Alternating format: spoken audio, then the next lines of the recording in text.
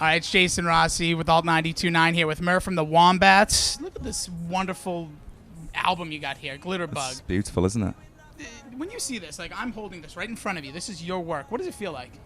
A huge rainbow of emotions. Yeah. Does it have all the colors? It has everything from the darkest shades of dark black to kind of bright pink. Now, Murph, we spoke actually a few months ago, and you were telling me, have you relocated to the United States? Yes, yeah, in February, yeah. What does that feel like? Do you feel like you turned your back on all your brethren across the pond? No, don't worry, I'm still going back a lot. No, I lived in London for 9 years, and London is, an insane place, kind of similar to New York. Yep. And I thought that LA was the kind of... In LA, you can kind of be in the hills and be in the countryside, or go down and be in the more kind of hustle and bustle-y, New York-y kind of stuff, but it's not as stressful. So Sure, so you like it so far? I do like it, yeah. That was a long-winded way of saying I like it. Now, here's a big question. When people, here in Boston, sports stars come from all sorts of different countries, and they come here. Are you going to become a United States citizen? Are you going to become one? I probably will end up becoming one in a couple of years. But hopefully I'll have dual residency, I guess. Oh, see, that's a big move, right? Do you have to file do a test? Oh yeah, there'll be tests and all sorts. Do you think any of your music will be on that test?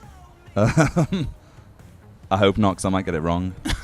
You'll get your own music wrong? Possibly. I don't know. Come on, man. Obviously, we've been playing Give Me a Try, and we've spoke about this in the past, too, how this is kind of like a different song for the Wombats, and it's kind of like a love song, but you throw in kind of those dark twists in there. How did that song kind of come about for you? I was in kind of the room that I always kind of didn't do my writing in Stoke Newington in London, and my partner at the time was in LA, and the kind of whole time zone thing was just really throwing me. So that was kind of the inspiration for the song, I suppose. But that song's kind of really special for us because it's the most positive song we have. There isn't that much kind of dark, miserable stuff going on in it. Yeah.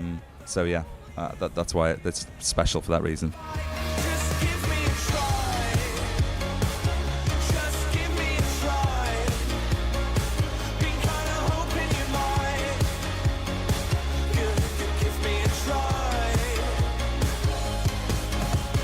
Now, do you think you're going to make more music like that? More kind of upbeat? Well, I was going to say all your songs are upbeat, but more on that positive side? Or do you kind of write from that other place that most of your songs have kind of come from? Yeah, generally the other place, I think. I don't know what it's going to be like living in LA and kind of, feeling relatively comfortable, but I'm really good at throwing myself in horrific situations just for the hope that I'll get a song out of it. Kind of, art imitates life, I suppose. And I'll probably just have to do more of that. I don't know.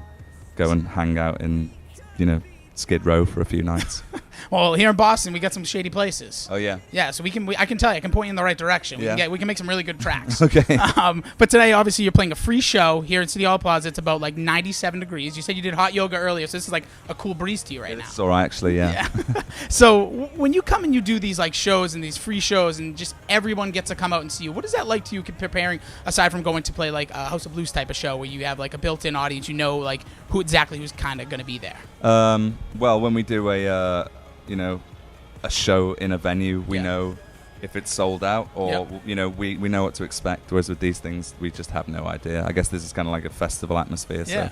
So there's that aspect. But generally, I just love playing outdoors. Yeah. Yeah, so that's a big question I always wonder. So many, you do a lot. You've done tons of festivals over your years. Yeah. Is that exciting for you because you're going to be outdoors? You're not cramped into a dark venue, especially in the summertime. Yeah, well, it's just nice big stages you can run around. Also, it sounds great for me as well because there's no noise bouncing back from the the other side of the room. And I don't know, it's free, so people should be more up for it. Oh yeah, people love free. Yeah, cheap sons of guns. Now, before I let you go and get ready to take that stage, if you just had a day off, weren't doing anything, what are you doing? What do I do on my days off? Yeah, I always wonder this because your schedules are so hectic. You're traveling from place to place, maybe doing some press and stuff. But what do you actually? If it was just a day with Murph, what are you doing? I started working out a lot. Good for you. So there's 2 hours gone, and then I'll try and avoid our tour manager as much as possible. Yeah, I hear you. Maybe if I've got the energy, I'll play golf, and then I'll find somewhere nice for dinner. that suits my bizarre diet that I'm on at the moment. What kind of diet? Ketogenic. It's like ketogenic. It's high fat. No, not much else really. It's Really? great. I can eat like steaks and cheese and stuff. It's perfect. And how's it feel to be you right now? It's great. Yeah, it's awesome.